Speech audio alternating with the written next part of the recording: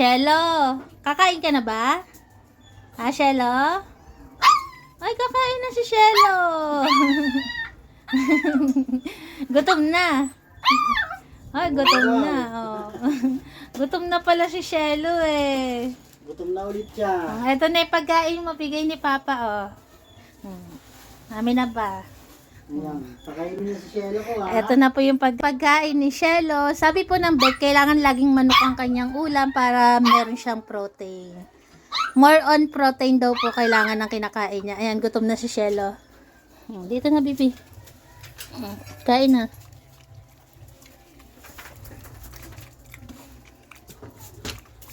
Tingnan mo pa, nakatayo, oh. Tingnan mo pa. Maybe. Kahapon pa hindi siya nakakatayo, maghapon, magdamag, ayan. O, yun, nangalay na, oh. Ang galing naman. Ayan, makita niyo po si Shelo. Ganyan lang po si Shelo. Hindi pa siya nakakatayo maigi. Pero nakita ko ngayon, di ba? Gulat din ako, nakita ko nakatayo, eh, oh. Ayan pa, oh, tingnan mo. Naitutukod niya yung isang paa niya, oh. Salamat naman, oh. Kita niyo naman po sa live namin, hindi talaga siya nakakatayo kahapon. Pero ngayon, oh, naitutukod niya na naman yung isang paa niya. Ganyan naman. Yun nga lang, madaling mangalay.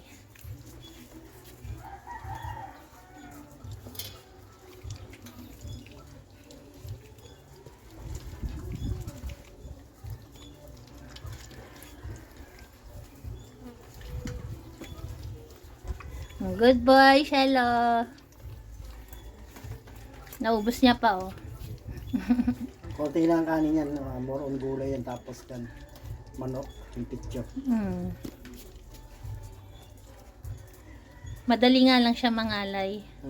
Pero at least sinusubukan niyang tumayo-tayo. Teka, ikutin ko yung kanya para hindi siya mahirapan abutin.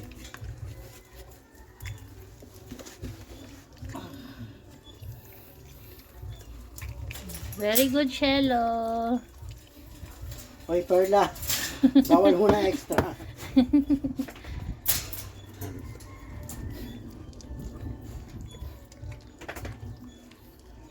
Ayan, very good si Shelo.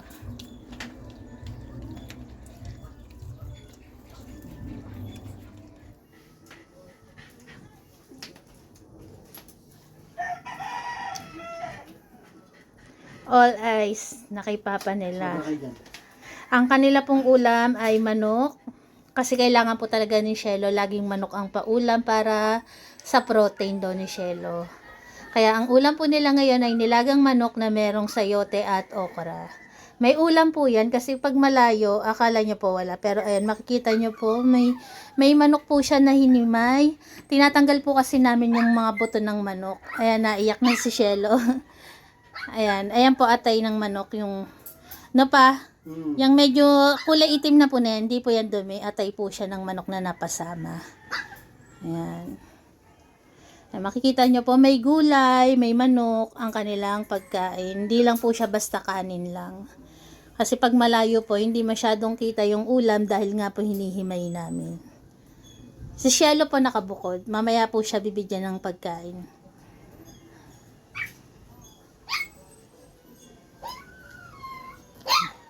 Magpipray muna ang kuya. Lahat nakatingin kay Papa nila eh. Liit, maghintay lang. Oh. Pray na muna. Tara. Pray. Panginoon, magandang tanghali po sa inyo. Kami po ay nagpapasalamat sa biyaya na nasa harapan po namin sa mga sandaling ito. Bigyan niyo pa po kami ng maraming po mga blessing. Pinupuri po namin kayo. Amen. So, sobra na naman kayo dyan. Sobra kayo dyan. Halika dito, Jilen. Jilen. Maghintay lang, ha? Masaglit lang. 2, 4, 6,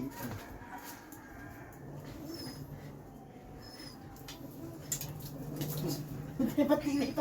Uy, hindi kayo dyan. Dito kayo. Nasanay si Mayor sa dulo siya eh. Oh. Ngayon, maghintay. Kaita! Kalawakan! Pasig! Marikina, Cubao, New York, Kaita. Kain na. Di sila nakikinig sa akin. Kain na. Kain na. Ayaw talaga nila. Sa papa nila isang salita lang, tingnan nyo po. Kain na. Oh. Oh, dito sa dulo. Bakante na naman sa dulo. Dito. Si Caramel pa, oh. Sino pa isa? Copper. Eto, dito. Copper, sa dulo ka. Oh, yan na. And kung mapapansin nyo po, lahat sila magaganang kumain. Hindi po sa sinasabi ng iba na gutom, kaya ganyan sila kumain. Pero talaga pong ganyan sila, kahit hindi sila gutom na gutom, magagana po talaga silang kumain. Kaya once na kapag meron sa kanilang matamlay kumain, alam po namin na meron silang nararamdamang sakit sa katawan. Kasi lahat po sila talagang magagana kumain. Si Cielo naman daw. Cielo ko, ikaw naman. Saglit lang ha. Si Shelo po, kaya hindi agad namin inabutan ng pagkain. Kasi nung pagdating nilang galing bed, pinakain ko po agad si Shelo. Kaya po maya-maya ako papakainin. Kasi medyo ano pa naman siya, busog.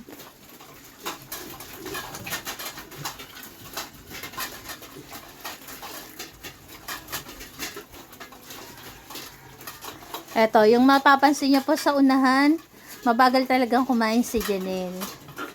Ang pinakamabagal po sa kanila, si Janelle talaga. Kaya kung mapapansin niyo po sa mga video namin, si Janelle ang laging nahuhuling kumain. Ang pangalawang mabagal, ang kanilang Lola Diva, ayun. Yung pangalawa dun sa may dulo, yung kulay brown na yon, katabi ni Claire. Ayun ang isa pang mabagal.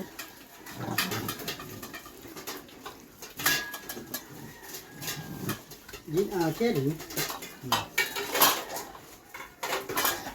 Cherry. Huwag kayo dyan kay Janelle. Ayaw ni Ginel lang kan.